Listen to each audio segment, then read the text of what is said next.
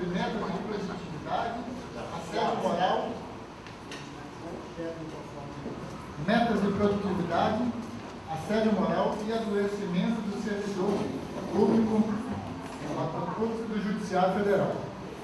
O nosso palestrante Arthur Obata, psicólogo, coordenador técnico do Departamento de Saúde, Trabalhador e Combate ao Assédio Moral, DSTCAM, do CITRAENC, e membro do Comitê Gestor da Terceira Região, de Saúde da Terceira Região. É consultor na área de saúde do trabalhador e combatente ao assédio moral no trabalho, no CITRAENC e no SEJUSMIC.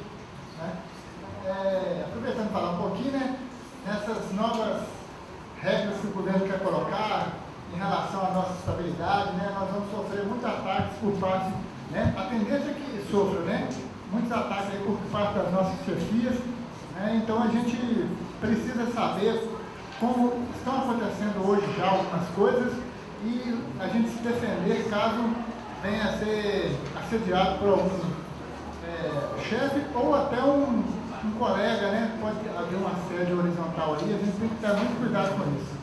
Nada mais importante a gente trazer uma pessoa que tem esse conhecimento para passar para nós, servidores.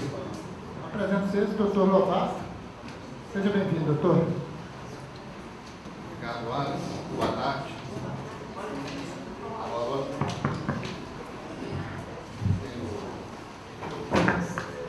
Nós estamos ouvindo tanta coisa ruim, gente? Que... Alô? Deixa o microfone. Alô? Vou pegar um. Bom, nós estamos ouvindo tanta coisa ruim, E quando a gente foca essa questão do trabalho, depois eu vou falar um pouquinho mais do Departamento de Saúde, das nossas propostas, nós temos que entender o seguinte: eu sempre falo de organização do trabalho, mundo do trabalho, chefia, motivação. Aí eu peguei um material aí, que está no Museu Egípcio, algumas tábuas lá da Babilônia, vai fazer 3.000 anos atrás, para a gente entender que a origem desse sistema que está aqui hoje já existe há muitos e muitos milênios. E veja bem, gente, eu peguei esse quadro aqui egípcio, porque na realidade tudo começa com a escrita. O serviço público, que é um serviço assim de escrita, que a escrita tem a transmissão do conhecimento, nós vemos que os egípcios já tinham os seus servidores públicos, A gente está aqui já no quadro da Babilônia, nós estamos vendo aqui o escriba, anotando aqui nas tabuinhas de madeira, ele está fazendo a contabilidade, do gado, da plantação. Aqui é uma outra escrita, que perpetua realmente esse conhecimento. Então o serviço público existe desde a história da humanidade. Então vocês veem que os escribas, eles têm que ter um método, A escrita, seja ela cuneiforme ou egípcia, para que essa escrita possa passar. Bom, com relação à seleção de pessoal era simples, olha, ou você vai trabalhar, chega os mais fortes, as mulheres escravizadas, com as crianças. Se você não quer trabalhar, é simples, nós cortamos a cabeça e você está morto. Então, como se diz, as pessoas tinham uma escolha, Ou você vira escravo, assalariado, as mulheres aumentando a prole, e aqui nós temos uma divisão do trabalho, Nós temos aqui a metalurgia, nós temos aqui o outro tipo de atividade, que é a alimentação. Então nós vemos nessa roda aqui a fundição, as atividades então dessa época, Nós já temos assim o controle dos animais, e o mais importante, nós já temos uma roda. Nós temos os pescadores, Nós temos os remadores.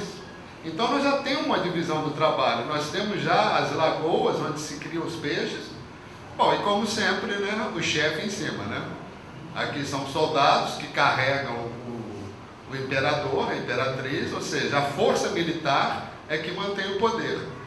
E aqui nós temos os ministros, e aqui nós temos um exemplo claro da divisão de trabalho. Olha, o feitor aqui, olhando para todos os lados, então ele está controlando, esse aqui vem para cá, esse aqui vai para lá. Nós temos então esse controle, esse aqui é o supervisor, que hoje é eletrônico. Nós temos um trabalho organizado enquanto força de trabalho, essa força de trabalho que está aqui puxando essas correntes. Você vê que é muito organizado, Você vê o quadro maior, E aqui nós temos um fator motivacional. Quem não trabalhar vai levar bastonado.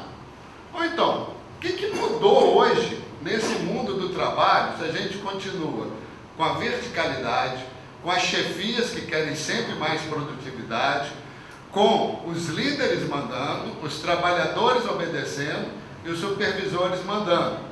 E a organização, por quê? Porque aqui é uma tarefa organizada. Olha, esse quadro deixa bem claro, para lá, para cá. Ou seja, a força de trabalho. Por que vem esse nome? Força de trabalho. Aqui, ele subindo aqui com as pedras para construir as pirâmides, né? Então, nós vemos aqui, parece até uma cena da Serra Pelada, né? Quem viu Serra Pelada ali carregando nas costas. E tudo documentado na escrita. Por que eu faço essa introdução antes? Para dizer para vocês que o mundo do trabalho sempre foi um mundo... Oi, você pode fazer o favor de colocar o PowerPoint? O mundo do trabalho, ele sempre foi um mundo onde a tecnologia veio para aumentar cada vez mais as produtividades. Então nós pegamos um histórico de 3.000 anos atrás, e qual que é a diferença hoje? Bom, se antes era escrito na pedra ou na argila, depois no papiro, depois lá no pergaminho, depois no papel, hoje é digital. Mas a estrutura muda mesmo, a tecnologia vem, muda somente o suporte, mas a organização do trabalho verticalizada, imposta, obrigatória, continua. E a força de trabalho nossa atualmente é muito mais uma força de trabalho mental. A gente usa muito a mente. E essa mente, para ser usada, nós gastamos 70% do sangue do nosso corpo quando a gente está pensando. Por isso que quando a gente fica em frente ao computador, fica lá dando aula, no fim do dia nós estamos esgotados. Porque parece que é normal a gente pensar, a gente falar, a gente ler. Gente, isso é das coisas mais incríveis do mundo. E as pessoas não entendem, quando elas estão trabalhando muito, quando elas se esgotam, que elas passaram o limite do corpo. E o que ela sente então? Ela sente então que a culpa é dela. Eu sou culpada porque eu não consegui dar conta da meta. E a meta é aquilo, é cada vez mais impossível. Antigamente era mais fácil, o cara dava chicotada, né? Se a pessoa não aguentasse, morria, punha outro no lugar. E nos dias de hoje, que a pessoa é obrigada a cumprir uma série de metas, é esgotada e não tem gente para repor. Então, um grupo do serviço público, que antes trabalhava com 10 pessoas, tinha que ter uma meta mais ou menos de 100 pessoas, de 100 processos. Se 2 pessoas dessas adoecem, se 2 pessoas dessas tiram férias, se 2 pessoas fazem a aposentadoria por causa da reforma, 4 pessoas têm que continuar a meta que foi imposta ao grupo de 10. E o que vai acontecer com essas pessoas? Elas vão ter o que a gente chama de adoecimento psíquico, o sofrimento emocional. E o feitor, naquela imagem que a gente estava dando, se antes ficava dando pancada nos outros, agora o feitor nós introjetamos. Nós falamos, não, eu tenho que produzir mais, eu tenho que render mais, eu estou ficando velha, eu não posso ficar esgotada. Então, esses quadros que a gente vai analisar, de esgotamento profissional, de que a pessoa tenta, de se culpabilizar de não dar conta de uma meta impossível, e conforme foi falado anteriormente, ainda vem o assédio moral, que é uma forma intencional de prejudicar, de desmotivar, de desvalorizar. Eu vou dar uma dica, quem sofre assédio moral é gente competente, viu? Então nós vamos começar o nosso trabalho aqui, mostrando o seguinte, como é que é difícil um sindicato nacional, um sindicato estadual trabalhar. Olha a quantidade de município que tem aqui em Minas Gerais. E esse sindicato, o Citraen, que esse aqui já é o nosso 7º encontro esse ano, o sindicato tem tentado fazer muitas coisas, mas depende muito também da participação das pessoas.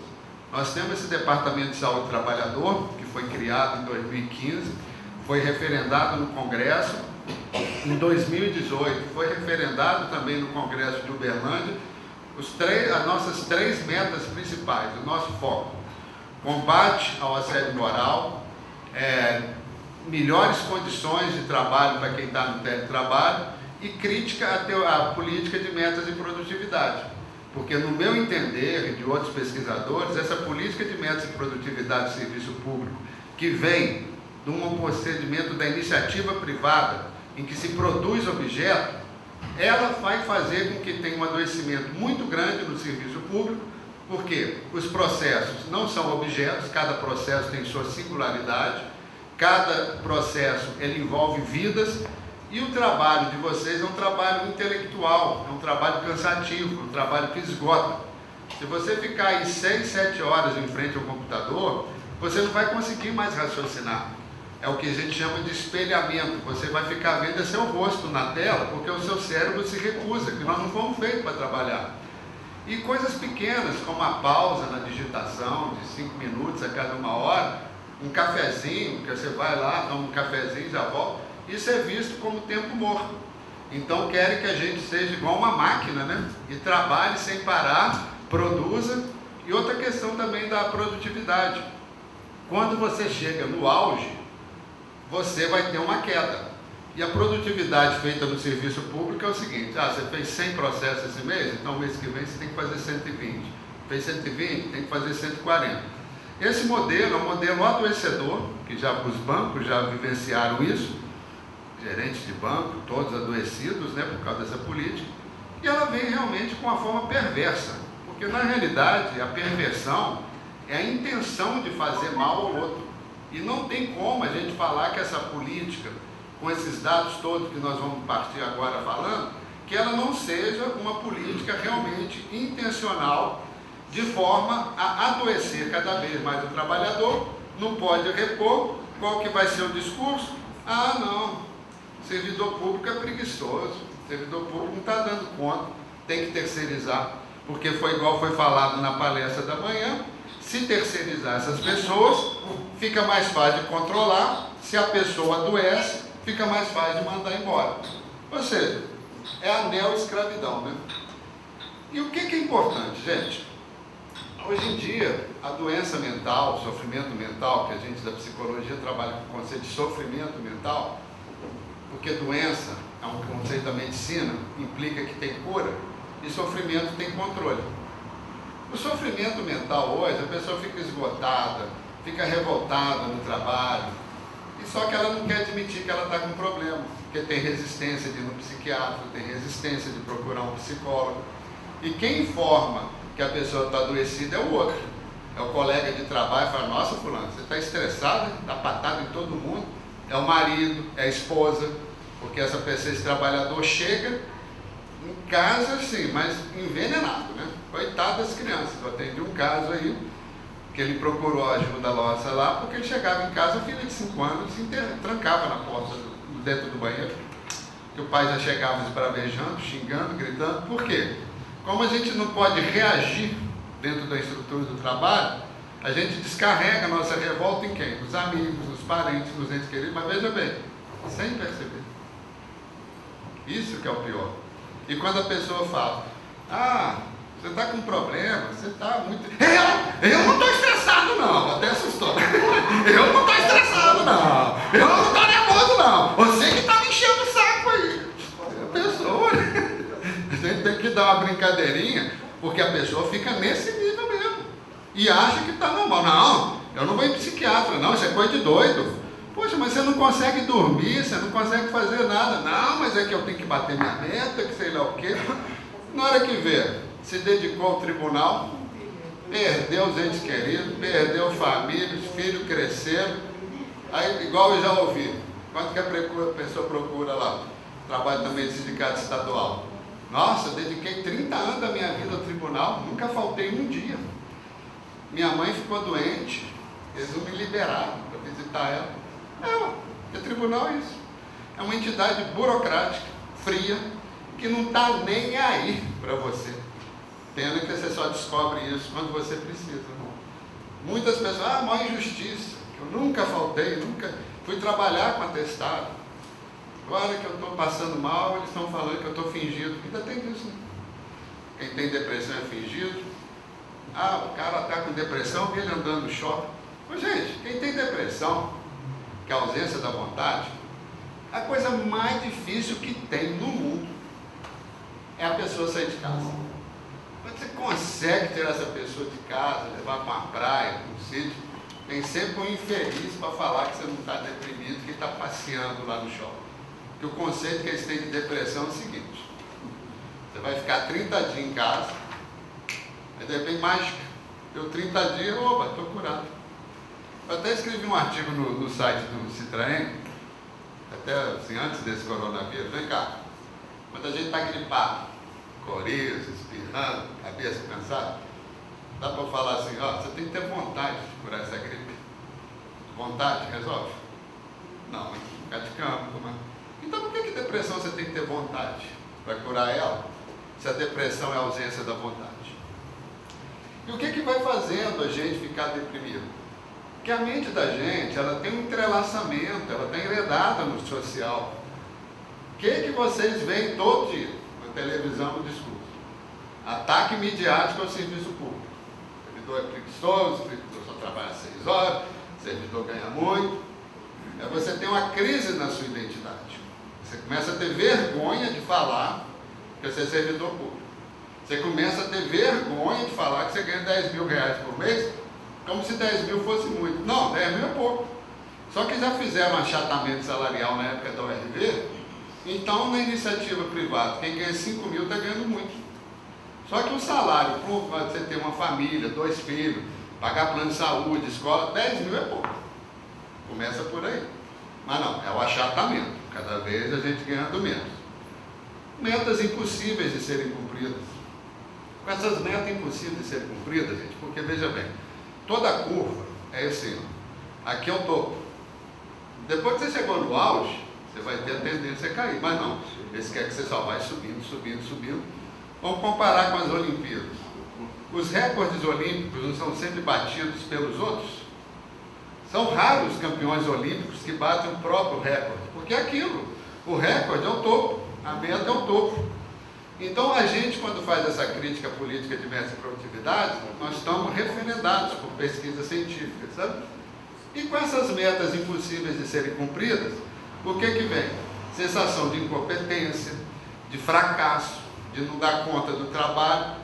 Eu introjeto como se a culpa fosse minha, quando na realidade a culpa é de uma organização de trabalho que fez um plano de metas perverso, sem ouvir os trabalhadores, sem consultar o sindicato. E isso sim é uma luta política do sindicato, a gente denunciar, igual nós temos feito, nós fazemos pesquisas científicas para mostrar que o que está errado é a forma como essa política de metas de produtividade foi implementada e exigida. Aí vem o pior, né? O assédio moral como mecanismo de gestão. Se agora com estabilidade já está ruim, imagina sem estabilidade. Foi o que o Nascimento falou na palestra da manhã. Ó, você dá um jeitinho de resolver isso aqui, senão eu vou contratar outro. Vamos pôr esse processo na frente que é do meu amigo. Porque a estabilidade ela vem para que o serviço seja de interesse público. O serviço de vocês é uma prestação de serviço a nós, cidadãos. Essa que é a lógica. E eles querem privatizar tudo que é público. Porque nada melhor do que ter os amigos para dar jeitinho, né? E a gente tem também a gestão por estresse. Vamos lá, gente, tem que bater essa meta, senão eu vou fazer uma avaliação de desempenho ruim para todo mundo. E o que vai criando nesse mundo? Um individualismo e as perdas do laço de solidariedade. E cada vez mais, produzir mais com menos. Foi muito falado, né, essa questão da estabilidade versus a produtividade. Eu vou dar um exemplo para vocês de como que a produtividade pode ser manipulada. Vou pegar um caso do TJ. A pessoa tem que cadastrar lá, taxista versus Uber. Tem que cadastrar 7.500 taxistas. Quanto tempo essa pessoa vai demorar? Sei lá, uma semana, 15 dias, um mês? Então em um mês ela produziu um processo. Enquanto o Wallace é meu amigo, só dou coisinhas simples para ele, no final do mês ele está com 100 processos. É justo isso? E esse que vai ser o critério. Quantitativo. Porque na fórmula do CNJ, da política de metas de produtividade, teria que ter o que a gente chama de redutor de dificuldade do processo. E não tem, né? Então, dentro da questão da meta de produtividade, o que existe hoje é o você sociedade anônima, né? Camelô empresário e você responsável pelo seu sucesso ou fracasso. E como é que você vai ter mais produtividade? Aumentando o ritmo de trabalho. O que é o ritmo de trabalho? Você tem que trabalhar com mais intensidade, com mais velocidade. Vamos voltar àqueles quadros que eu mostrei lá da Mesopotâmia. Ah não, esses escravos estão subindo essa escada muito devagar. Dá a chicotada neles. Vamos pôr mais velocidade. E nós temos também, além do aumento do ritmo do trabalho, nós temos o aumento da carga de trabalho. Ah não, você tem que fazer mais processo hoje, mais rápido e sem erro. Voltando àquele quadro, vamos pôr mais pedra nessa sacola desses escravos aí. E vem o que? A informática. A informática ela tem o controle do seu tempo e da sua produtividade. Chegou ao ponto de uma juíza falar assim, o Célio faz um processo em 6 minutos. Então em 1 hora ele vai fazer 10 processos. Peraí gente, as coisas não são assim não. Eu termino de ler uma coisa, eu tenho que respirar, eu tenho que ler o outro processo, vai ver que a coisa é mais complicada, vai me demandar mais tempo. Não existe esse ritmo de esteira de produção igual eles pensam. Nós temos o quê? As redes sociais corporativas, elas estão online, 24 horas. É você recebendo WhatsApp de trabalho na sexta, no sábado, cobrança, fofoca de colega. Então, essas redes sociais, que era uma coisa assim positiva, até vi uma matéria, estão chamando o Zuckerberg do maior gangster que tem. Porque o que esse Facebook está fazendo em relação ao ódio, de dividir as pessoas, de pegar o seu perfil, de você ser usado aí pelas fake news, porque a fake news ela vai afetar quem está lá naqueles perfis, que todo mundo, tem um teste no Facebook, vou ver se eu sou comunista. Tem um teste aqui, vou ver se eu sou legal. Você está fornecendo quem você é. Então, essa manipulação das redes sociais, ela vai trazendo também a invasão do espaço particular e social pelo trabalho. É você em casa pensando em trabalho, é você saindo pensando em trabalho, você sai de noite para dar uma paquerada e tudo, aí acha que a pessoa que você marcou encontro, na hora que vê lá, fulano, se você não tiver segunda-feira, 7 horas, com aquele processo pronto, você vai se ver comigo. E você sabe o que é pior? Sabe o que aconteceu aí? De perseguição?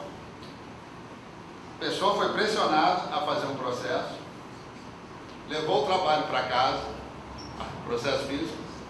No outro dia, a pessoa que mandou estava com a polícia lá para fazer um boletim de ocorrência, foi presa, porque ela tirou o processo do fórum e levou para casa. Não, porque isso é proibido. Mas veja bem, eu te mando fazer um negócio na sexta-feira, você leva para cá. Então, essas formas de manipulação e de controle é que a nossa informação aqui, nós viemos aqui para denunciar, para vocês ficarem. E outra coisa, gente, política de metas de produtividade, os gregos, ele tem um conto que é o mito de Sísifo. Sísifo é um cara que foi condenado para subir uma pedra todo dia até o alto do morro. Chegava lá, a pedra caía, aí ele tinha que no outro dia subir. O que isso significa? Trabalho sem fim. Ele só ia ser libertado quando aquela pedra ficasse no alto do morro. E aqui também não é assim? Vocês acabam de fazer o trabalho na sexta, chega na segunda já está lotado. Por quê? A entrada de processo são 7 dias por semana, 24 horas por dia. Você tem que trabalhar com processo físico e eletrônico. Pressão para produzir mais sem critério ao respeito aos limites individuais. Olha outra situação. A pessoa que é boa de papo, gosta de conversar, boa para ficar no balcão de atendimento, põe ela dentro da secretaria. E o outro lá que é super tímido, mas altamente produtivo, põe ele no balcão. Porque o poder do chefe é esse, né? O poder perverso, o poder sádico. Aí eu sei o que você quer, vou fazer o contrário. Não é assim? Falou, vamos precisar de um artigo 70 aí, tá? Uma licença aí. Tá, na Semana Santa, beleza, tudo bem. Chega na quinta, fulano, infelizmente não vai. Uma maior cara de pau. E essa automação do trabalho via processo eletrônico, ela está realmente fazendo com que as pessoas não dêem conta, porque muitas pessoas, assim, primeiro que o processo eletrônico é muito controle, então você tem que ter um tempo para aprender. As pessoas dão um cursinho meia boca num dia, e no outro dia já quer que você esteja fazendo, aí outra coisa, sem errar. Hein? Se errar, a avaliação de desempenho é negativa. Bom, e esse último ataque digital, né, parasita. Pô, gente, parasita é o Estado, que pega 40% do meu salário com INSS, imposto de renda. quando eu vou comprar ICMS, ué, que coisa mais parasita? Parasita é o que só suga. O que suga da gente? É o Estado tributário, né? E o outro discurso, serviço público inchado e lento. Pois, gente, o Estado que tem mais, o país que tem mais servidor público por população é a Alemanha. É um serviço ótimo. O Brasil acho que está em 6º ou 7º lugar, não tem nada disso de serviço público inchado e lento, não. Aí vem a questão, que é o objetivo que eu vou pôr vocês para pensar, né? Pô, afinal, como é que nós vamos fazer para cumprir essas metas? Quais são os impactos sobre a saúde do servidor? Será que existe pessoal suficiente para que esse trabalho seja realizado? E que fator motivacional terão os servidores e servidores para a execução dessas metas? Nós só temos um fator que não é motivacional, é punitivo. Se não fizer, está ferrado. Se não for desse jeito, é avaliação negativa. E qual o critério para usar os índices de meta de produtividade? Ué, da cabeça de cada juiz, né? Ah, hoje nós vamos fazer tanto. Ué, mas onde é que ele tirou isso? Então, concluindo, a questão, a primeira parte, é o problema de média de produtividade. Nós temos aceleração do ritmo de trabalho, nós temos a tecnologia, nós temos que cada pessoa tem uma agilidade, uma capacidade física e psíquica de trabalho diferente, e tem a captura da subjetividade do trabalhador no teletrabalho. Ah, isso é ótimo, viu, Adriano? Você não vai precisar mais vir aqui no TRE, não? Eu vou te dar um teletrabalho. Ah, beleza, o Adriano não mora em Belo Horizonte. Vamos pensar, beleza, não vou ter que pegar Antônio Castro, fazer Machado, lotado e tal. É, mas chega no teletrabalho, ela tem um plano de metas, que em vez de trabalhar 6, 7 horas, ela vai trabalhar 12, 15, fim de semana. E outro negócio, você acorda de manhã, tá afim de ficar na cama, né? Vai, meu Deus, não, vou trabalhar. Chega no trabalho, você não está afim de trabalhar, liga o computador e começa na hora que você vê 6 horas, 7 horas. E o teletrabalho em casa, é o conflito que dá. Ah não, daqui a pouco eu faço. Mulher no teletrabalho. Empregado e marido vai falar, ah, agora você está na moleza, você trabalha em casa, você cuida dos filhos, faz isso, faz aquilo. A empregada vai bater toda hora na porta do escritório. Mas, dona, eu ponho papel higiênico ou não põe? O almoço, mas o que a senhora quer? E o teletrabalho, se for interrompido, você não produz. Então, realmente, é uma armadilha muito grande. Ah, e outra coisa, vocês têm que pôr computador, mesa, se tem que fazer um problema de vocês. E se você tiver um acidente de trabalho? Você tropeçar lá, vai ser computado como acidente de trabalho? Mas não, ela não machucou no trabalho, não. Ela foi fazer a faxina lá, escorregou lá. Não é assim? Então, todos esses direitos estão sendo perdidos. Então, o empregado é obrigado a fazer hora extra, ser multifuncional. E o plano de metas é isso aí, olha. Não tem mais como produzir mais, né? E tal caboclo lá, o chefe lá gritando, o outro cheio de trabalho, processo físico, processo digital. E é quando a gente faz uma análise dessa política, a gente tem que ter análise para ter um entendimento, para ter a crítica, para propor soluções. E a solução é política, é ação sindical, é ação jurídica. A gente participa dos comitês gestores de saúde, criados pela Resolução 207, depois eu vou falar um pouco mais nisso. Mas, afinal, é o seguinte, quais são os impactos sobre a saúde do trabalhador? Ah, nós temos esgotamento profissional, que é o chamado burnout. A pessoa não consegue mais pensar. É como se o cérebro da gente fosse um palito de fósforo, e quando a chama acaba, fica só aquele palito queimado. O cérebro da gente também fica assim. E esse burnout foi reconhecido como doença profissional pela Organização Mundial de Saúde, mas só vai valer a partir de 2022. Bom, mas já é um avanço, né? A sensação que a gente tem de não dar conta do trabalho. Eu não estou dando conta, não sei o que está vindo comigo. É que a pessoa não percebe que aumentou a sobrecarga, que aumentou a intensidade. Ela fala, nossa, eu não estou dando conta, a culpa é minha. Então, quando a gente procura a gente, eu estou lá no Departamento do Trabalhador, vocês podem ligar por telefone, por Skype, presencialmente, nós vamos justamente mostrar para a pessoa que a culpa não é dela, que ela foi envolvida num turbilhão e que ela tem que reagir no seguinte sentido. Primeira coisa, tirar a culpa. Porque se você se sente culpado pelo seu fracasso no trabalho, você não está vendo toda uma realidade social, toda uma realidade laboral, né? Pessoas mais velhas, no meu caso, eu tenho uma dificuldade enorme de adaptar as novas tecnologias. Eu não quero, ué. Ah, mas no trabalho vocês podem não querer. Ah, quem não aprender PJE, quem não aprender procedimento eletrônico, Está na rua. Mas na rua como? Vou te ferrar nas suas avaliações de desemprego, falar que você está com desídio e pronto, exoneração. E agora vai ficar mais fácil. Por isso, gente, vou só terminar esse quadro. O que vai dando? Vai dando desânimo, que evolui com a depressão. Uma irritabilidade que evolui com a ansiedade. Você começa a ter conflito interpessoal e nós temos que o Wallace falou. Antes o assédio era vertical, que partia da chefia para o trabalhador. Agora ele é horizontal.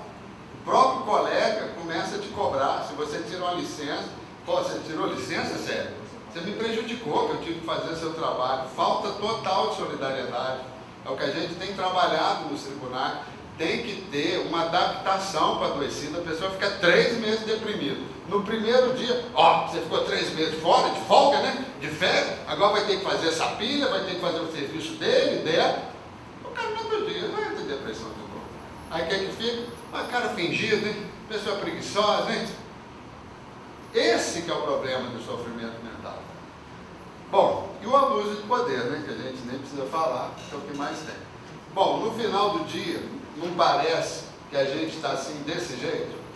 Esgotado, não sabe do que faz e tudo. Então, nessa primeira parte, o que eu queria pontuar aqui? Só um minutinho. Eu queria... Acho que eu emagreci. A calça está caindo. Acho que a calça está caindo. O que acontece, então? Nós temos que ver, gente, a importância do sindicato nesse momento, gente. Se vocês saírem daqui, não falarem para os seus colegas, se a gente não aumentar a filiação, porque quem tem que brigar sobre isso tudo que nós estamos falando é o sindicato. Porque isso não é uma coisa de você, não é uma coisa da Flávia, não é uma coisa dela, não é uma coisa sua. Isso é uma questão da organização do trabalho, uma questão que afeta o coletivo do trabalho. E a entidade que vai defender os interesses dos trabalhadores é o sindicato. Eu estava conversando com o Dr. Rude, ele fez palestra lá em Belo Horizonte, no TRT, no TRE, na Justiça Federal, no horário de trabalho, dentro do TRT. Tinha 5 pessoas, gente. E as pessoas estavam mais interessadas em saber o problema pessoal dela. Eu estou com tantos anos, do que entender o contexto que foi falado. E o TRT, gente, que está ali na beira do precipício, né? É o primeiro que eles querem acabar. Bom, então, quais são as grandes doenças hoje que são relacionadas ao trabalho? Porque qual era o problema antigamente? Ainda é, né? A psiquiatria avançou, mas o psiquiatra não. Você sofre um monte de coisa no trabalho, cai no quadro de depressão. Vai no médico, psiquiatra, quem já foi já sabe. Não tem paciência mais que 5 minutos. Você começa a falar, não, meu filho, eu quero saber o seguinte, o que é que você tem? Está dormindo? Toma esse remédio. O ansioso, aqui no meu trabalho, o meu chefe, não, vem cá, o que é que você tem? Eu estou muito agitado, toma esse remédio. Aí por isso que a gente tem a terapia, tem que procurar um terapeuta. Porque na terapia que a gente vai escutar, que a pessoa vai chorar, que a pessoa vai entender o que ela está passando. Psicólogo, ele não vai dar caminho, não, ele vai te ajudar a você entender o seu processo. Então a depressão, que é a perda da vontade, a pessoa tem vergonha de ter adoecido, tem medo de ser acusado de fingimento, sensação de fracasso, ansiedade, um sofrimento pelo que vai acontecer. A coisa nem aconteceu, mas meu Deus do céu, como é que vai ser? Eu vou ter que chegar essa semana, eu estou com aqueles negócios atrasados, ainda vai chegar uma coisa. E adianta sofrer desse jeito? Mas eu queria saber o seguinte, quem consegue parar um pensamento por dentro da cabeça da gente? Se alguém me falar aqui, nós vamos escrever um livro e ficar milionário. Porque todos os filósofos já falam, o pensamento pensa por si só. E nós temos a somatização dos sentimentos. Temos o burnout, né, o esgotamento profissional. O que é isso? A pessoa começa a ter dor de cabeça, chega no trabalho, o coração parece que vai até sair pela boca. Mas no médico faz o exame, não tem nada. Mas como não tem nada? Pressão está lá em cima. Insônia, dor de barriga, dor intestinal. E as mulheres, né, sofrem muito com isso aí, fibromialgia. Que é uma dor terrível que dá nos nervos, nos músculos. Vai no médico, eles não conseguem localizar e falam, não, você está com fibromialgia, isso é psicológico. Então quando os médicos não conseguem, é psicológico. Mas por outro lado, psicologia, conversa fiada. Estranho mundo esse que a gente vive, né? E nós temos o presenteísmo, a pessoa trabalha com atestado no bolso. Não, eu estou com atestado aqui. Se alguém vier me encher o saco, eu vou tacar o atestado. O nível de estresse do cara, ele já está brigando dentro da cabeça com o outro que vai recusar o atestado que é direito dele de dar. E vem isso, gente, medo, desânimo, individualismo. E por que nós estamos apresentando esse quadro? Nós estamos alertando. Porque nós lá no Departamento de Saúde do Trabalhador, nós trabalhamos com tripé, prevenção, intervenção e acolhimento. Quando a gente previne, a gente começa a pensar.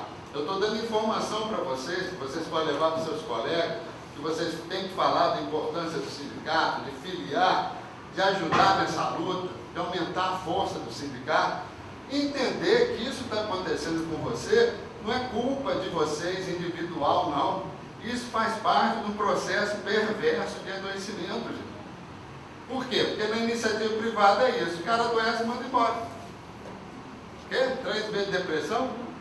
Volta lá, dá um prazinho de 1 mês para o INSS falar que não foi mandado embora. Rua, cheio de gente querendo trabalhar. E vocês, que não podem contratar gente, não pode ter concurso, você tem que voltar. Olha o processo perverso que o serviço público está vivendo. E por que a saúde do trabalhador é uma pauta política do CITRAE? Essas consequências do excesso de trabalho vai ter aspectos lá sociais, um embrutecimento afetivo, e nós temos o pior, né? Porque são os chefes que é viciado em trabalho. Aí está na hora do cara aposentar, o cara não quer aposentar mesmo, por quê? Não tem filho, não tem família. Se sair do trabalho, ele vai perder no salário, não. Ele vai perder o poder que ele tem sobre as pessoas, poder de mandar, poder de te dar uma férias ou não, esse poder que eles perdem. Então eles ficam loucos quando chega a hora de aposentar.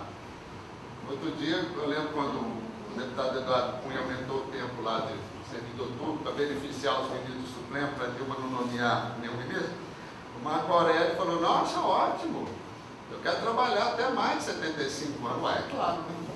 Foi desembargador, ministro? É doutor para lá, doutor para cá, abre a porta, isso, uma mordomia e tudo. Ah, você com 75 anos tem que bater numa sala de aula lá, hein? Escrevendo lá, no quadro lá, aguentando aluno, corrigindo prova. Ah, tá bom, vamos deixar ele um dia lá na sala de aula para ele ver. Um dia lá no cartório, um dia lá na sessão judiciária, um dia numa vara secretaria do TRT. Quero ver se eles aguentam. E nós temos, gente, qual que é o problema do esgotamento profissional? Se a pessoa insistir, ela vai ter morte, ela vai ter ataque cardíaco. Ataque cardíaco é o segundo caso de mortes no Brasil. Pessoas novas, em plena força produtiva, acidente vasculocerebral, a pessoa morre. Por quê? Porque ela está forçando demais. E o Japão é o único país que tem uma lei, o karoshi, que é a morte por excesso de trabalho, que é reconhecido. E nós temos casos muito tristes de suicídio do trabalho, volta e meia tem juiz, servidor, usuário suicidando, e prevalece a lei de silêncio. Ah não, ele suicidou por causa de... Mas quando a pessoa suicida no ambiente de trabalho, ela está dizendo algo para a sociedade. Nós temos um caso lá na França, da privatização da companhia telefônica, que teve 70 suicídios em 2 anos no prédio da France Telecom. Bom, aí nós já estamos falando de uma relação de causa e efeito, né? Então, olha só esses dados do karoshi. A pessoa trabalha 110 horas por semana, hein, gente? 110 horas por semana, não por mês. Morreu de ataque cardíaco com 34 anos. O motorista também, ele trabalhou 3.000 horas em um ano, não teve folga em nenhum dia antes dos 15 dias, teve um derrame com 37 anos. Uma pessoa trabalhava na companhia em Tóquio 4.320 horas em um ano, incluindo trabalho noturno, morreu de derrame com 58 anos. Recebeu uma compensação 14 anos após a morte do marido, sendo que no Japão o karoshi é lei, tá? Um enfermeiro, olha aqui, 22 anos, morreu de um ataque cardíaco após 34 horas de trabalho contínuo 5 vezes no mês. Então, os profissionais de enfermagem, além do burnout, né, que o burnout começou com os cuidadores de dor, esses plantões, cara, e essa realidade, se eles querem pôr, não, você faz aí um plantão de 24, 36 horas, aí você vai lá, na hora que você está cochilando, te chama. Mas, gente, o organismo não aguenta não. E a questão do sofrimento e do adoecimento. O sofrimento evolui com o adoecimento. Mas o adoecimento mental não tem cura, gente. Você tem controle. Não é tanto que toda hora eles estão fazendo remédio novo. No dia que tiver um remédio que cura a depressão em alguns, em outros não. Então, qual que é o problema? Até, assim, falando um pouquinho, que na palestra que eu ia falar sobre oficial de justiça, qual que é a diferença do oficial de justiça para o servidor? O oficial de justiça trabalha externo. Então, a questão dele é muito mais em cima de segurança. E ele sofre lá ataques, ninguém recebe bem oficial de justiça. Ô, Sérgio, eu vim aqui tomar seu carro. Ah, claro, Arthur, vamos lá em casa tomar um cafezinho para você. Não é bem assim que acontece, não. Então, esse oficial de justiça, além dos problemas externos, quando ele chega no trabalho, moleza, hein? Você estava no shopping? Ué, claro que o cara está no shopping, ele tem que almoçar ali no shopping, ele tem que fazer alguma coisa ali perto, como se ele estivesse passeando. Se o cara sofre uma agressão ou um xingamento, vai contar para os colegas primeiro, não estou com tempo para ouvir não, estou cheio de processo. Então quando ouve, você aí está fingindo, não é bem assim não. Aí eu vou falar uma coisa para vocês. Existe, o que é pior? Um oficial de justiça levar uma coronhada na cabeça ou ficar 5 minutos em cárcere privado com um revólver apontado na cabeça? Todos os dois são um. Mas se ele levar uma coronhada, ele tem um risco visível. Ele vai no ML, faz BO e tudo. Se ele ficar com um revólver em cárcere privado, revólver na cabeça 5 minutos, que marca que ele tem? Nenhuma. Então é isso que a gente chama de riscos sociais, os riscos invisíveis do trabalho. Mas a tensão, o estresse que vai dando nele, né? E aí ele cai num quadro de depressão, começa a ter pânico de ir no local, falou, você não conseguiu fazer o mandato, você vai ter que ir lá de novo. Era aí, bicho, os caras lá quase me mataram. Então tá. Então você é um fingido, você não está doente nada, você está com medo, você não é homem, você é mulher, é isso que dá contratar mulher para trabalhar, serviço de homem, não é assim? Ainda toma alinhada, né? A questão da readaptação para a volta do trabalho, que não tem, né? Então a gente vai ter esse quadro, adoecimento, absenteísmo e atestado. Aí a gente vai cair agora, para a gente já cair na segunda parte da palestra, né? Indo para o final, a questão do assédio moral. Mas antes de falar sobre assédio moral, vamos pensar nesse terreno fértil aqui do assédio moral. Primeiro, nós estamos tendo agora, como não vai ter mais assim promoção, vai ter uma competitividade muito grande por disputa de cargo, chefia e função comissionada. Então agora é colega contra colega. É um boicotando o outro. Fofoca, medo, ausência de diálogo, proibir festa com fraternização, até isso é proibido. Você não pode fazer um bolinho lá no aniversário, não pode cantar um parabéns, não, está perdendo tempo. E esse autoritarismo, que você tem que engolir, que vai gerando uma impotência de reagir, que você parte com agressividade física, moral e psicológica com os outros, e vira uma impotência física. No homem, impotência física, e na mulher, frigidez. Outra coisa, assédio moral. Eu não te ensino a operar um sistema de computador e existe produtividade. Mas você não me ensinou, se vira. Ameaças em forma de brincadeira. Teve uma mudança lá no TJ que todo mundo ia ter que ir para o fórum. Ninguém quer trabalhar no fórum. Adriano, você não produzir, você vai para o fórum, querido. Você está brincando. Você está brincando. Proibição de conversa, né? A pessoa... Proibição de conversa. Você não pode conversar com o seu colega do lado. Às vezes você tem uma dúvida, pede esclarecimento, resolve, não pode conversar. Impedimento de realizar pausa na digitação e se afastar do monitor. E sabe o que é pior? O Comitê de Gestor de Saúde do TRT fez uma cartilha falando isso e ninguém usa. Eles não respeitam nem mesmo as normas da instituição. E a questão do assédio moral, o assédio moral é científico. Onde tem assédio moral, tem adoecimento do trabalhador. O assédio moral é uma série de humilhações. Eu vou falar o seguinte, eu podia falar de assédio moral aqui a tarde inteira, mas vou falar uma palavra só, humilhação. Quem aqui nessa sala nunca foi humilhado? Todos nós. Qual a sensação que a gente tem? Vergonha, não quer que ninguém saiba, se sente impotente de reagir. Agora imagina você ir todo dia para um trabalho, ser humilhado, ser perseguido, ser injustiçado. Isso é o assédio moral e é uma violência moral, por quê? Porque as marcas não são visíveis. A subjetividade, cada ser humano é um. Se você toma uma bronca, um entra na orelha, sai pela outra, o outro fica ali totalmente machucado. O sentido do trabalho, o meu trabalho é minha vida, eu amo o meu trabalho. E o assédio é chamado de mal invisível, porque não tem como você provar. Você tem que realmente elaborar prova documental, ter testemunha, mas ele afeta muito mais a sua personalidade. Aí você vai dizer, não, você tem que ter resiliência, você tem que resistir. Resiliência é um conceito da física, né? Um vidro é mais fraco que um vidro blindado. Agora, a gente tem que ter resiliência como? Se cada um é de um jeito. E qual que é a nossa função no sindicato? Nós queremos dar visibilidade ao que é invisível. E o assédio moral é um conceito científico, é uma conduta abusiva, intencional, frequente e repetida que ocorre no meio de trabalho, que visa diminuir, fechar, constranger, desqualificar e demolir psicamente um indivíduo ou grupo, degradando as condições de trabalho, atingindo sua dignidade, colocando em risco sua integridade pessoal e profissional. Bom, para falar de assédio moral, acho que eu peguei essas imagens. Eu me sinto esmagado, pisado, massacrado. Olha o tamanhozinho da pessoa na cadeira, a insignificância dela. Olha a onipotência do chefe. Isso é um assédio moral. E é usado como método de gestão. E quais são os efeitos do assédio? Absenteísmo, presenteísmo, queda na produtividade, licenças médicas, mudança de setor, distúrbio psicoemocional e somático. A instituição só entende o assédio quando fala que isso vai afastar o funcionário do trabalho. Esse é o maior exemplo do assédio moral. Olha, me sinto pisado, esmagado, sou um verme, não valho nada. Aí cai no sofrimento mental, volta aquela questão. Vai no médico, o meu chefe, não quero saber, o que você tem? Felizmente hoje, a gente tem um conceito de saúde mental, né? Eu pego esse conceito do Freud.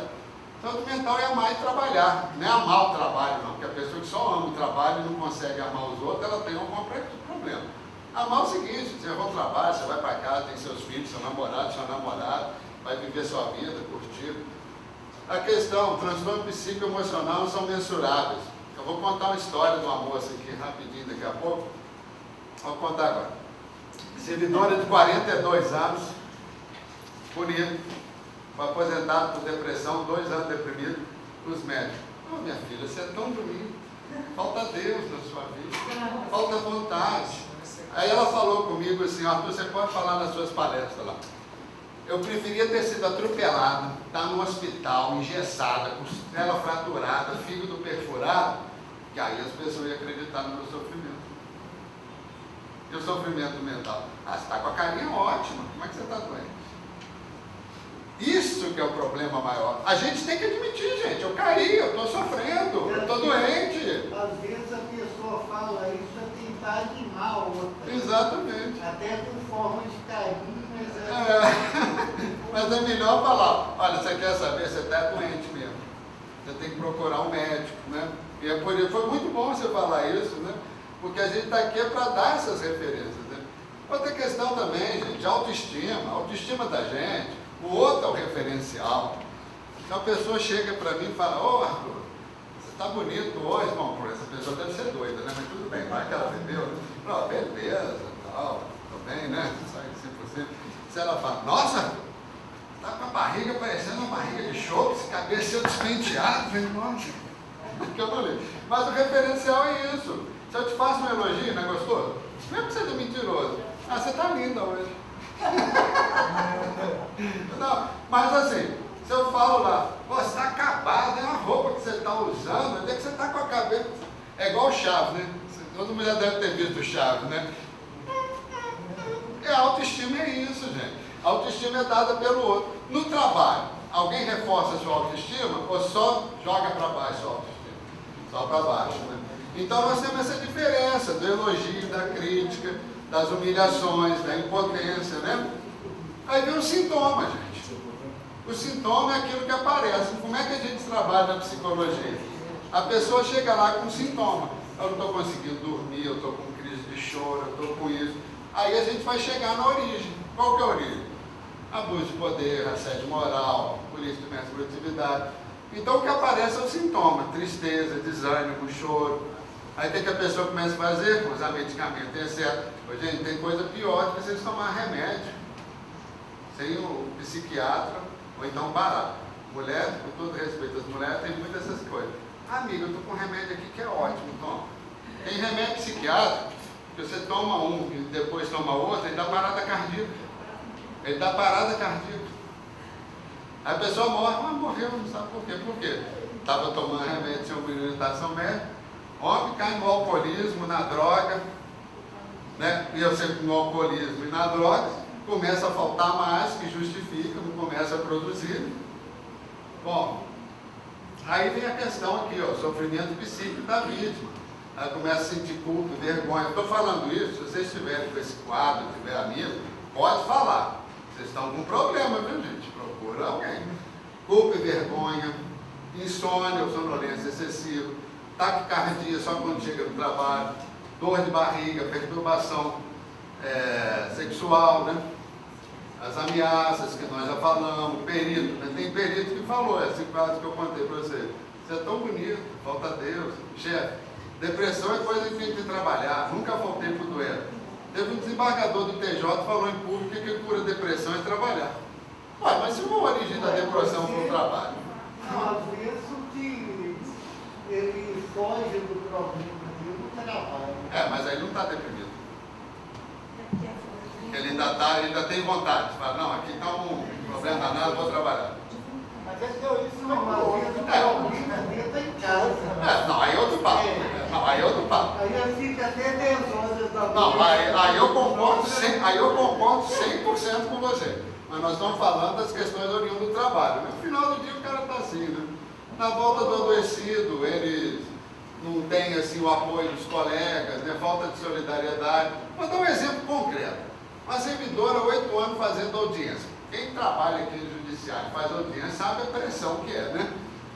Pois ela adoeceu com o novo juiz, que humilhava, gritava, criticava, e vai voltar para o mesmo setor. Se a pessoa trabalhou 8 anos fazendo uma atividade, não teve problema, muda o chefe e ela tem um problema, onde é que está localizado o problema? Ah, não, o problema é seu, você se adaptou ao juiz. E a gente vai ter isso aí, que eu chamo o fim da jornada, né? Estresse, burnout, caroço, suicídio, estresse, depressão. E a gente quer o quê? Impedir. A gente quer isso aqui, ó, impedir as consequências do estresse no início do processo. Por isso que a gente trabalha com prevenção. Vocês verem um colega está nesse início do processo, alerta. Para fazer um acompanhamento psicológico, psiquiátrico, lá no Citraem, vocês não vão ter curso nenhum na questão psicológica. Nós queremos sim, enquanto sindicato, enquanto política sindical, que é referendado pela diretoria, mudança na política de gestão e na política de metas. E outra coisa, não adianta só desenvolver atividade física, lazer e prazer.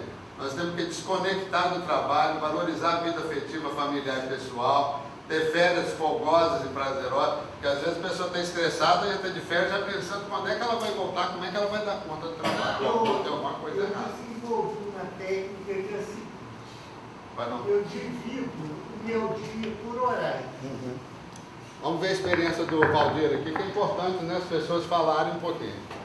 Eu desenvolvi durante esses anos de trabalho a seguinte técnica. Eu divido o meu dia em horários.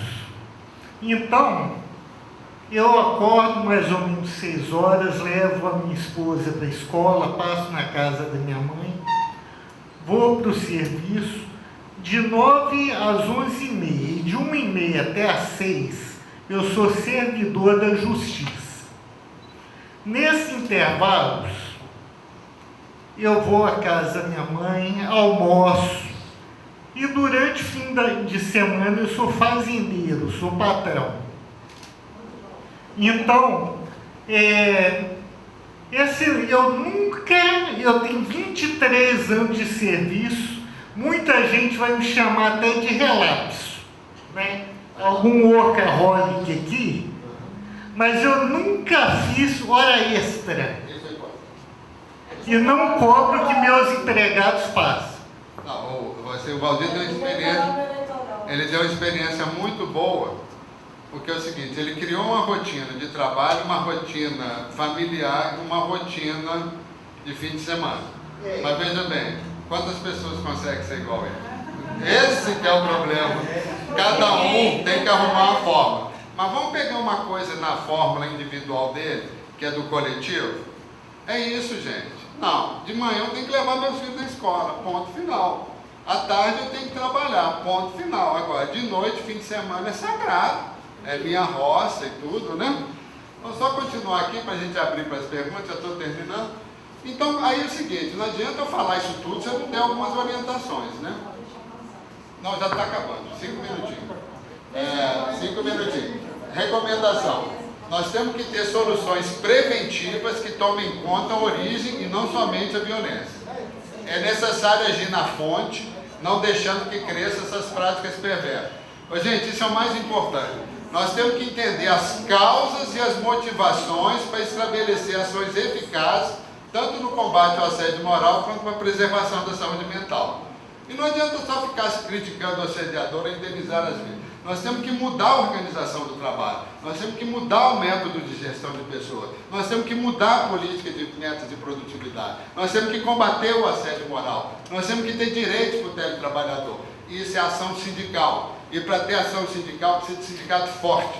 Sindicato forte precisa de participação de todos. Participação dos outros é filiar. Vamos fortalecer o sindicato, vamos filiar o sindicato para o pessoal lá na instituição ver que você está fortalecendo o sindicato. Vamos cobrar do sindicato, vamos cobrar da diretoria ações, vamos trabalhar junto.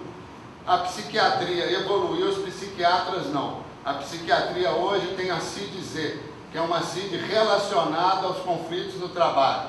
E a gente não pode esquecer, o que adoece é uma hierarquia verticalizada, é uma burocracia que não vê o lado trabalhador, um processo eletrônico 24 horas, 7 dias por semana, você ser responsabilidade pelo seu sucesso ou fracasso, o autoritarismo e abuso de poder, competitividade entre colegas no trabalho, teletrabalho, onde você vive para trabalhar, e não podemos esquecer o suicídio. Depois vocês podem ver da Telecom, da Foxconn, mas veja bem, é isso aqui que adoece.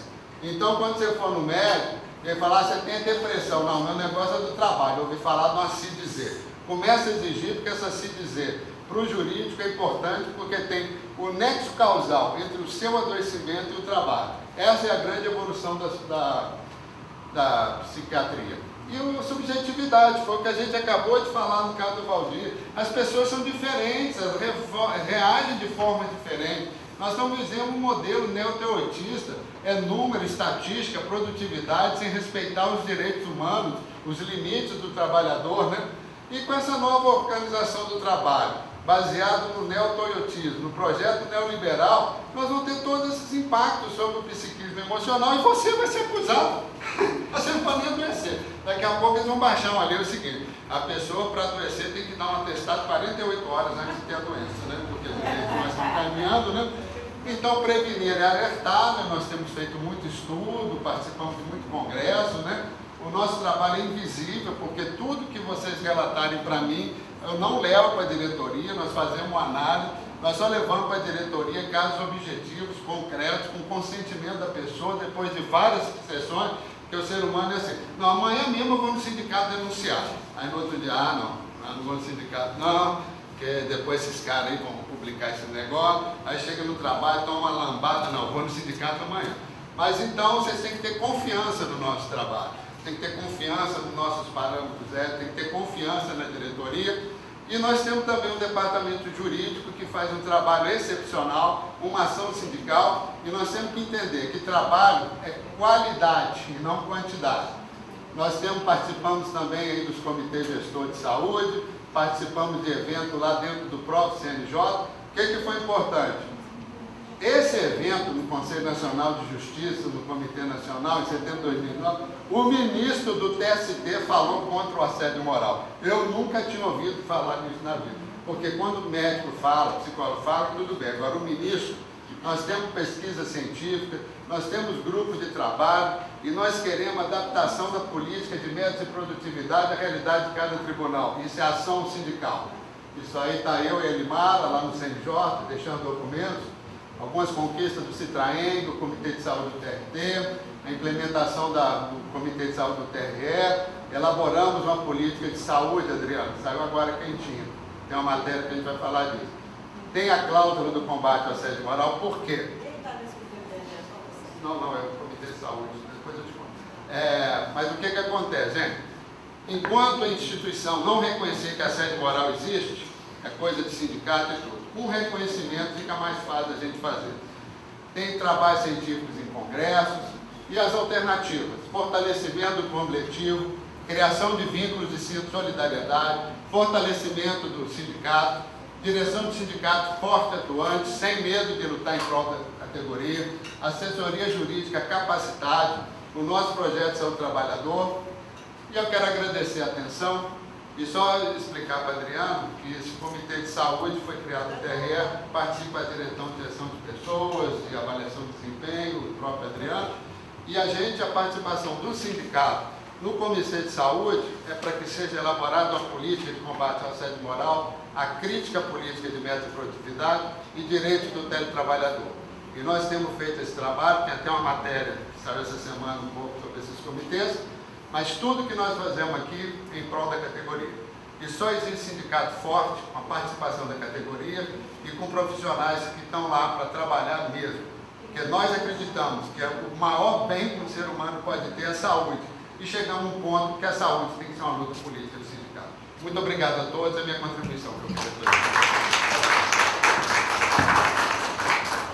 Boa tarde. Depois das belas palavras do doutor aqui, eu queria só deixar bem claro, né, que o encontro regional do Judiciário, mas nós chamamos aqui os sindicatos, né, do município e da educação que estão presentes, e tem os nossos colegas também que são colaboradores do sindicato, e ver que o que está colocado ali pode acontecer a qualquer um de nós, independentemente de estar no Judiciário Federal, de estar na Prefeitura, de estar no Estado, ou ser da iniciativa privada, né, que trabalha, que está prestando serviço para o sindicato. Então, assim, muitos ali se viram em situações parecidas, ou conhece alguém que está, ou conhece algum chefe que usa de algumas práticas daquela lá, que são abomináveis, né, que a gente tem que combater. O sindicato tem feito isso e o Lobato vem estudando bastante, né, um modo de a gente fazer isso, de buscar uma solução junto aos tribunais, né. É muito bom ouvi-lo, né, o Lobato, e a gente fica muito feliz pela sua palestra, que para mim foi brilhante, e espero que o pessoal tenha gostado. O Lobato, como praxe, ele costuma sortear alguns livros aqui para os presentes, então eu estou com 4 exemplares aqui, e aí eu vou ver se eu faço o sorteio aqui. Eu vou pedir alguém aqui para falar o número, e de acordo com a lista aqui, eu entrego caso a pessoa não esteja. Caso ela não esteja, a gente passa para frente. Doutor Rude, por favor, fala o número de 1 a 36. 5. Número 5. Célio Isidoro Silva. Rosa. Então tá, vamos. Então fala mais um, doutor. Número 7. Não, deixa para você, já tem nada. Daniela Maiuano, o senhor vai ter que falar o outro, eu acho que ela foi embora, ela está sentada ali. Então vamos lá para o 32. 32. Adriana Mesquita. Nossa colega. Tá. Tem uma ideia. Não, vamos fazer o seguinte, eu vou entregar. Levanta a mão, quem quer o livro faz o Eu vou entregar um para Maria do Carmo e um para o Cinzém também. E eu vou sortear 2 aqui, que são nossos visitantes, tá? Então, agora vamos sortear 2, pelo menos. Fala o número aí, qualquer um. Adriana, é você de novo. Fala aí. 12 e Clemino está aí. Não, está difícil. Luciana S. Padilha também está aí. Então vou fazer o seguinte. 3. 3 é para o Arthur. Olha aí, tá gostoso, tá divertido. Márcio Tanesh Sinacef. 4. Célio Alves França. Então vamos dar o Célio, né? Depois eu vou pedir.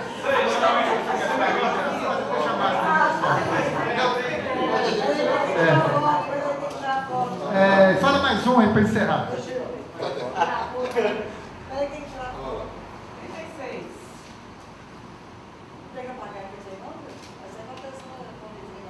Valdir. O nosso ajudante. Tira a foto.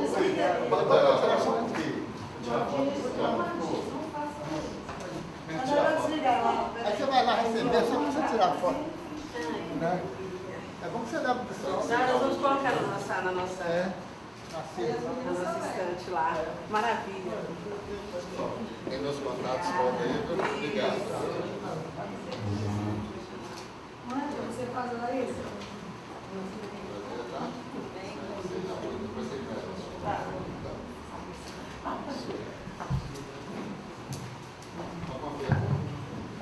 Por acaso alguém tem alguma pergunta e queira fazer aqui ao doutor Lobato? Ele está à disposição.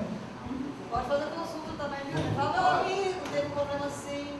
Caso precisar também, vocês entram em contato com o pessoal do Sincem, do próprio Sindiúti aí, quiser entrar em contato com o Citraenes, alguma informação, ou quiser convidar em algum momento o doutor Lobato, para ele vir dar palestra para o pessoal aqui, entre em contato com o sindicato lá.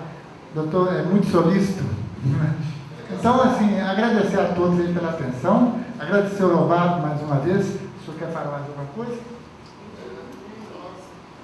Eu só queria agradecer a oportunidade de estar aqui, gente, e eu acho que é importante é isso, que cada um de vocês seja um reprodutor.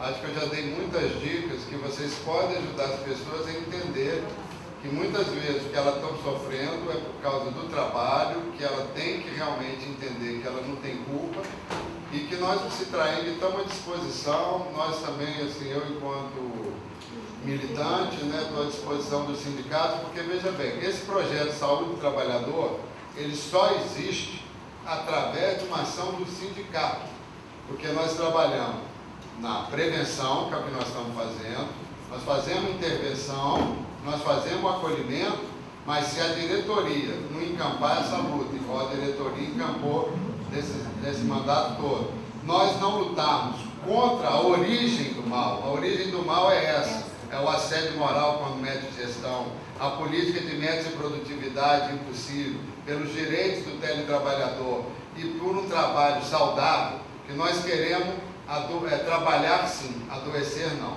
Então vocês podem contar comigo nessa luta, porque, igual eu falei, a saúde vai ser a grande luta política sindical nesse século XXI. Muito obrigado a todos mais uma vez.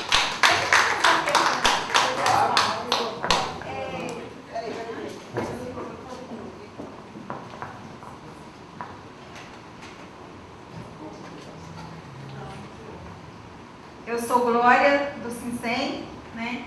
E como você falou, o sindicato é um local que nós temos uma demanda grande, né, de pessoas que vêm sofrendo assédio. Eu vejo aqui na sua biografia que tem um departamento para isso e muitas vezes as pessoas chegam até nós, mas eles não querem fazer uma denúncia, eles querem apenas conversar uma orientação. Aí, mediante esse quadro, que quando a gente conversa, a gente percebe e sabe que é um assédio. Qual é a nossa conduta aí? Porque muitas vezes ele não quer ir para o médico também.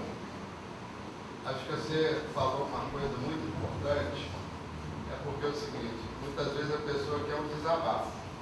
Aí o que acontece no sindicato?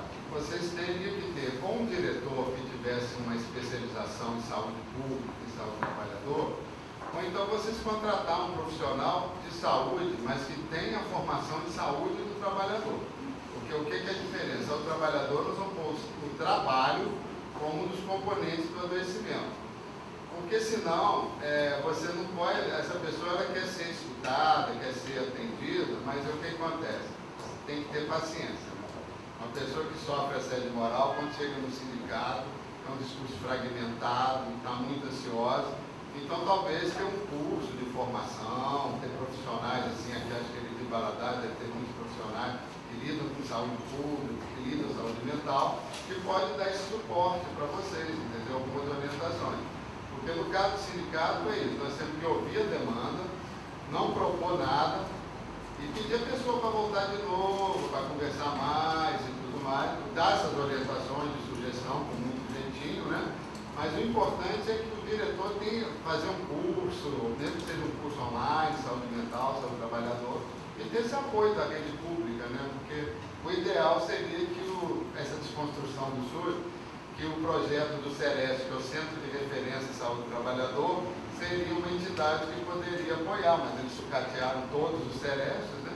Então a orientação é essa, que se o diretor for, seja um diretor assim, que tenha a capacidade de ouvir o discurso, sem interferir, sem dar opinião, deixar a pessoa falar, mas prestar atenção, e ter também assim, um apoio de alguém da rede de saúde pública, de saúde mental, que possa, às vezes, fazer uma palestra, dar orientação.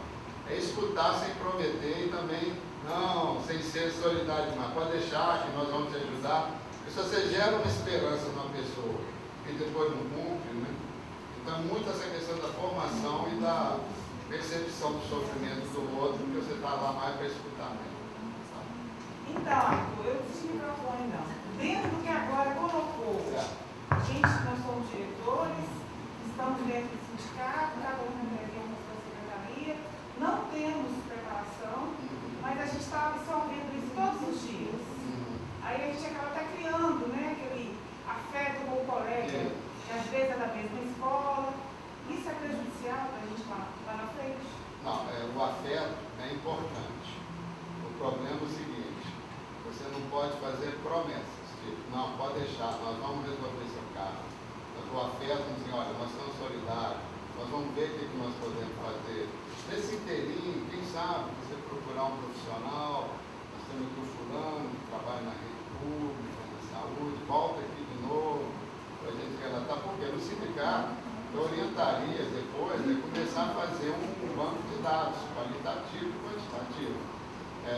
Vamos supor, igual uma pessoa lá, você não vai pôr o nome dela, não vai fazer uma ficha nem nada, não, sabe? Você vai falar, hoje tive uma denúncia de um assédio na escola aqui envolvendo a analista que persegue uma professora, um exemplo. No dia tal, a mesma pessoa voltou relatando, então vocês vão ter um banco assim, e falar, olha, está acontecendo isso nessa escola. Se vier 2 professoras, se vier 3 professores da mesma escola, mostra que já tem alguma coisa da organização do trabalho, né?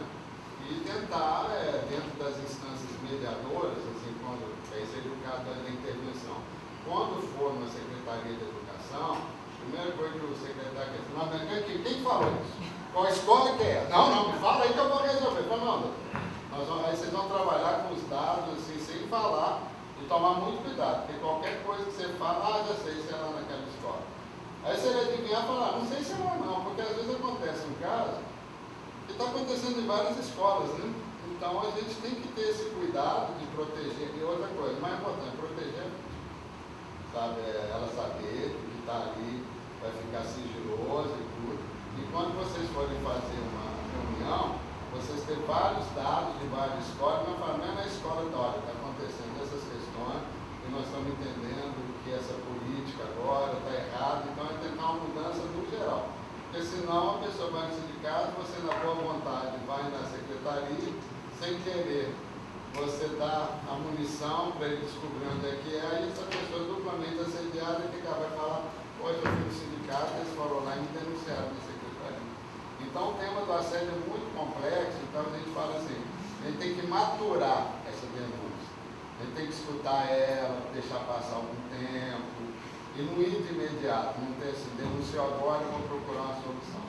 Qualquer coisa você me dá uma ligada aí, a gente pode ter umas orientações, umas assessorias. Eu faço atendimento também por Skype, sou credenciado pelo Conselho Federal.